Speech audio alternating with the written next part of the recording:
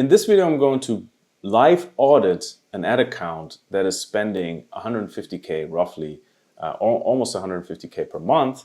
And I'm going to walk you through the single steps that you need to be taking in order to improve your ad account, right? Whatever spend you have currently on a monthly basis, I'm just going to show you this on this example because I thought that you will see that a lot of principles that are applied to this account also apply to your account if you're spending 10K a month or 5K a month or 50K a month, right? Or even 300K a month, right? So I'm going to break it down step by step. I'm going to show you how I would optimize this account, right? This is one that I just audited of a brand that wants to join us. And this will teach you a lot about how I approach actually improving the account performance. All right, so let's jump right in.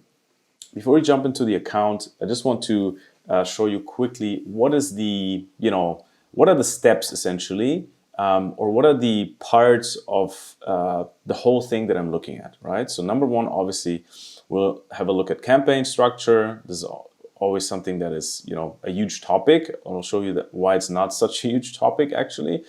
Audience targeting, same thing. Creative frequency, we're going to talk about that. Essentially also like about the creative style, right? And creative strategy, funnel and landing page optimization, obviously, and the offer structure, okay? Just to give you an outline. Now, the first thing that I noticed in this account is essentially that you have a lot of ASC accounts, right? So a lot of accounts are basically Advantage Shopping Plus campaigns. Now, that's not a great way to use ASCs, right? From my experience, right? You see that basically all of the accounts, I have to blur out the campaign naming, obviously, because of privacy reasons. But what you see is that basically all of the accounts, all of the campaigns are essentially ASC campaigns. And this is something that I see over and over again. Yes, it's super easy to set them up, but what actually happens from my experience is that these ASC campaigns, they tend to have a way higher frequency, right? Way quicker than just the regular manual campaigns, right? So just a regular CBO. And this is really an issue when you use the ASC as your main scaling campaign, right?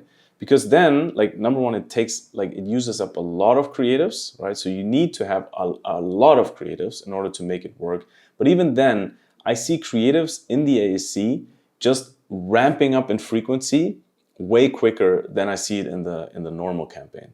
And the reason for that is that the ASC is constructed in a way that it tries to squeeze the funnel as efficient as possible, right? So this means it looks to convert people, as easy as possible, as quick as possible. But what happens there is that it's very efficient, let's say, to squeeze the funnel, but it's not as efficient or effective when it's about getting in front of new people, right, all the time.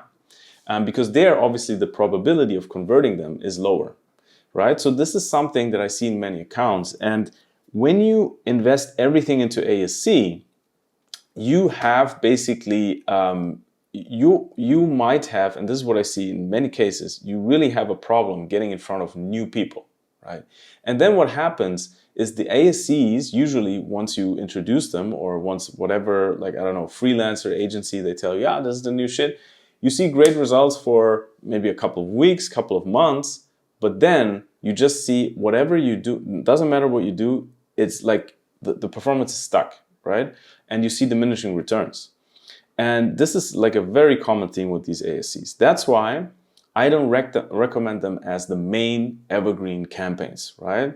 Very important. We can use them, you can, test, basically take the best creatives that you have identified and try to run them in an ASC and see how that improves the overall performance. But generally, I don't use them, right? I don't use them a lot. I really use them only particularly in some cases where I say, okay, let's take this creative or these best creatives and see what they do in the ASC, okay? So that's point number one. Second thing is products were mixed in the same campaign, right? So there was no separate control when it comes to performance and ad spend. And that's a huge issue because ultimately what you want to do is you want to align your campaign structure with your business structure, right? So this is a very important principle because ultimately when you have two different products, those two different products most likely will have completely different cost of goods. They will have completely different unit economics, right?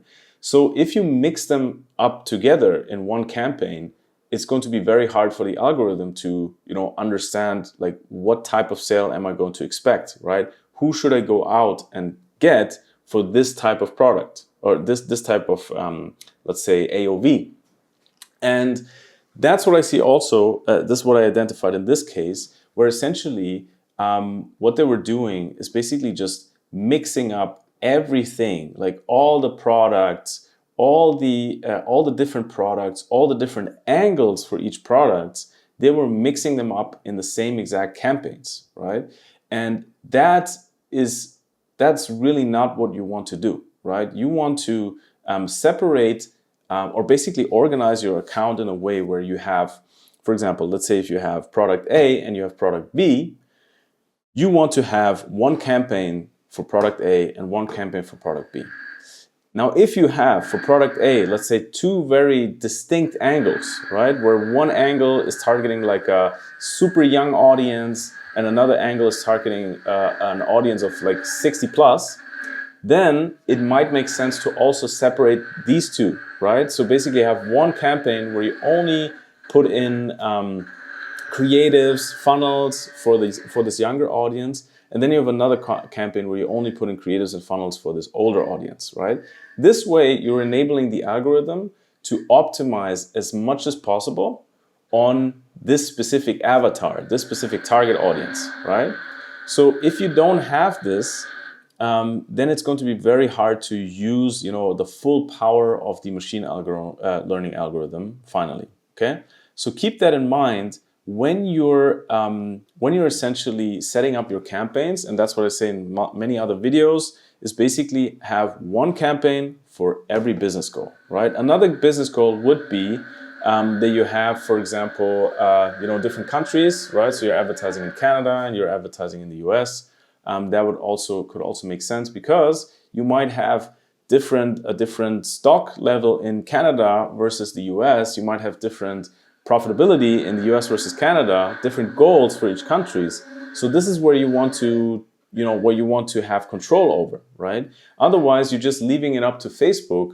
If Facebook shifts 50% of the budget to Canada and 50 to the US, or 80 to Canada and 20 to the US, right? So this is something that I found out through just doing breakdowns, essentially, which I highly recommend, where you essentially go through this and try to understand, okay, like on a country level, for example, like how much do we spend on each country? How does this look like on a campaign level, right? Here in this case, they had it spread out, like basically Canada and US campaigns, partly, but not fully. And exactly, but this is what helped me understand, okay, what is actually, where's the money going? And how can we structure it in a better way so that you can actually have control over how to scale certain parts of your business, okay? So very, very useful takeaway, I guess. Now, in general, way too many campaigns targeting the same audience, right?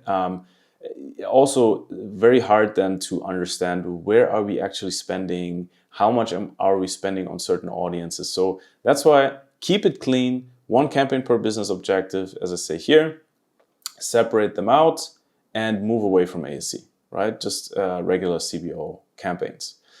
Now, second thing, audience targeting disaster, right? So what I looked at, obviously, was I did multiple breakdowns, right? So that's how I, always navigate in an account, let's say. So for example, one breakdown that I found interesting was to look at age, right? Because they had mixed up all of the products into that had completely different avatars, they mix them up into the same campaigns, right? So what happens is that you're basically like whatever product is more dominant, let's say from a creative standpoint, from a spend standpoint, the algorithm will try to optimize on this avatar, obviously, right? To increase its chances to get a low CPA. And what happens then is that the second product, let's say, is really underexposed to the audiences that are relevant to this product and is overexposed to audiences for whom this product is not relevant, right? So this is really crucial. So in this case, for example, one product was basically targeted towards moms, and another product was, more targeted to, let's say, I would say women over 40, right? And there was also another sub-audience of younger women for whom it also made sense, right? So now you have like 3 different avatars mixed into one. And what happens then is that you might have creatives that are really like show a lot of promise, but then you don't spend as much on them, right? So you basically underspend and you're overspending on, let's say, for example, the mom product was overspending or spending money on women 44 plus or 45 plus, which, doesn't really make sense, right? There are not many moms there, right? So then you had ultra high CPAs there. And when you mix everything together, you don't really see this stuff, right? So what I came up with, it was just one example where I saw, okay, actually on this product, they just spent like 6K on over the last 30 days, just targeting the complete wrong target audience, right? And those are like, inefficiencies. Like when you add them up, you end up like over a month, like when you spend 150K, when you add all of these little inefficiencies up, like you might be spending like 20, 30K basically on nothing, right? So very important, again, to make sure that you have separate audience control for different products, okay? Premium product creatives shown to budget-conscious audiences, wrong demographic. Okay, that's another point. High-ticket items, mainly spending on younger audiences, but no creatives representing target audience. Okay, now we're already getting into, let's say, into the creative department, let's say, or the creative audit. So what happened here in this case was basically that, again, as I said, you have, like when you're trying to target audiences or specific avatars, you have to, number one, be clear on who these avatars are. And then you have to make sure that these avatars are represented in the creatives, in the funnel, right? So that you have the best conversion rate and best, most relevance, let's say, within this target audience. So specific example, let's say you have a cream, right? A skincare cream that can either help it's basically an anti-wrinkle cream, right? Then you might have 2 different audiences, right? You might have one audience that is, let's say, I don't know, 50 plus, right? Where they have visible signs of aging and they want to remove them. Whereas you might have a younger audience that wants to prevent these from coming, right? So those are 2 different avatars with 2 different desires, 2 different goals. And we have to have, we cannot just have one creative that talks to both of them. We have to have specific creatives for younger women, showing younger women that talk about, how to prevent and how important it is to prevent, what they try already to prevent, and then how they found this solution. And we need creatives that talk to, women that are 50 plus, that already have visible signs of aging, and they talk about their journey of, trying out a bunch of stuff, nothing really works, and then they found this solution, okay? So I hope you get the point that it's like we have to think in terms of like funnel, like avatar-based funnels, right? Because otherwise, it's just going to be, we're going to basically say this helps against everything, but this is like saying it helps against nothing, right? Or helps nobody. So make sure to really have your avatar clear and have your avatar represented in the account structure, in the creative structure, and then we'll also go into the funnel structure, of course, right? So what else? Yeah, let's go into creative frequency actually, because we don't have a lot of time left. Problem: frequencies through the roof, not really scalable, and that's really like a huge problem, because when you get these such high frequencies, like when you look at these frequencies here, you will realize this is just over the last 30 days, like the overall frequency is really high, right? And we're not spending, I mean, we're not spending crazy money, okay? So this shows me that we're just we're just serving the same ads to the same people over and over and over again, right? And especially when you look at these leading campaigns, you don't see, you see a very high frequency, which means it like more spend doesn't result in a lower CPA. Actually, the CPA will go up, which you see here as well, right? So this is a very common problem. How do we solve this? We solve this by putting our focus and efforts when it comes to creatives to identifying what are top of funnel creatives that are very low in frequency, that can be pushed to a lot of new people, right? That we can basically bring into our ecosystem, and then they can convert, with all the other creative types that we have, right? So this is going to be a separate video. I'm going to do like a full masterclass on this. If you want, let me know in the comments. But essentially, that's what it is, right? You need to have low frequency creatives that help you actually get in front of newer people, because then it makes the whole thing more scalable, and you're not going to get in front of the same people over and over again. Okay. Exactly. That's what we talked about. We already talked about this. Target audience has to be represented in the creatives.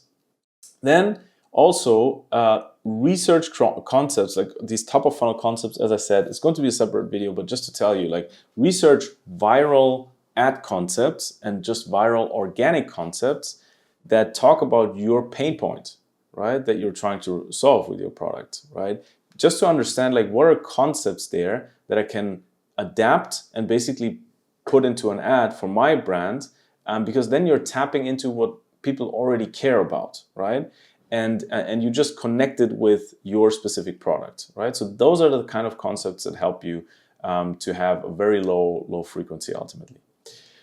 Okay, landing page funnel optimization, quickly. Yeah, I mean, they almost exclusively were sending to product pages, right? Which at that level is not the way you want to go. I mean, especially when you see such high CPAs, right? Something is off, right? And what I always say is, the product page, that's kind of like, for me, like pre-2024. But after that, you just saw that it's you see way more consistent, scalable CPAs when you have angle-based funnels, right? Instead of just sending people to a product page, especially when you're scaling to colder audiences, you need to have more space to warm them up before you hit them with the price, okay? So collection pages I also saw in this account, not a great way to do it, because you don't really have any, like, you just send them towards a bunch of products and people end up being confused and they don't know what to choose. So what you always want to have are, landing pages that tie into what you say in your creative, and basically continue that conversation so that you have a better overall conversion rate.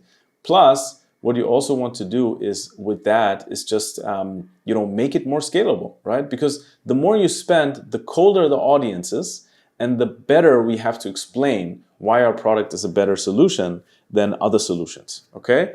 So this was not state of the art, and that leads to you burning a bunch of money and putting too much load on the creative to explain everything within like 30 seconds, okay? Which is not so easy in most of the cases.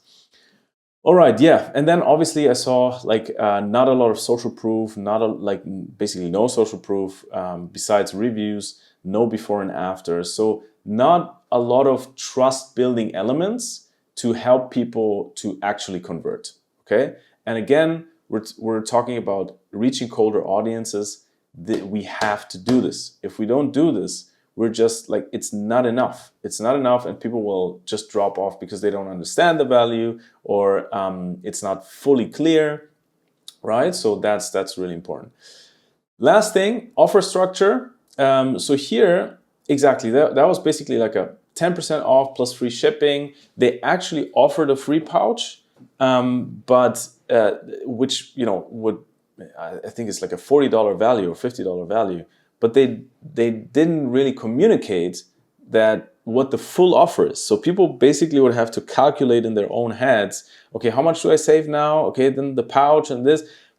Too complicated, right? This is where you lose people. This is where people are gone, right? So you need to make sure that you really include all these perceived savings, and you communicate the real savings that people do, right? So in this case, for example, actually when you did the numbers, people were saving 38%, but they really didn't know, okay? So this is very important. If you don't have that yet, I always recommend 20 to 30% perceived savings is a must for the front-end offer by using free gifts and stuff, but this is really, really crucial in order to scale this. Yeah, so yeah, that was, I hope, helpful, maybe a more inside look into how it looks like looking at an ad account and actually analyzing it. And if you need, let's say, guidance on this, and you want somebody to basically guide you step by step, first of all, do an audit like this, obviously, and then basically lay out a specific plan, roadmap for your specific product, for your specific brand. Click the first link in the description. This is exactly what I do in my one-on-one mentoring. We also have done for you components now, where we basically ramp this up. We basically take over for a couple of weeks, help you, onboard a team, train the team, and then, you can, you're basically self-sufficient. You don't need an agency or anything like that, but you have full understanding of, how to improve the, your performance on a weekly basis. Okay. So if that was helpful, let me know in the comments, like, subscribe, and click the first link in the description if you want an audit like that and want to take things into your own hands and get independent from agencies that do, crazy stuff like you see here in this account. Okay. All right. Take care. See you in the next one.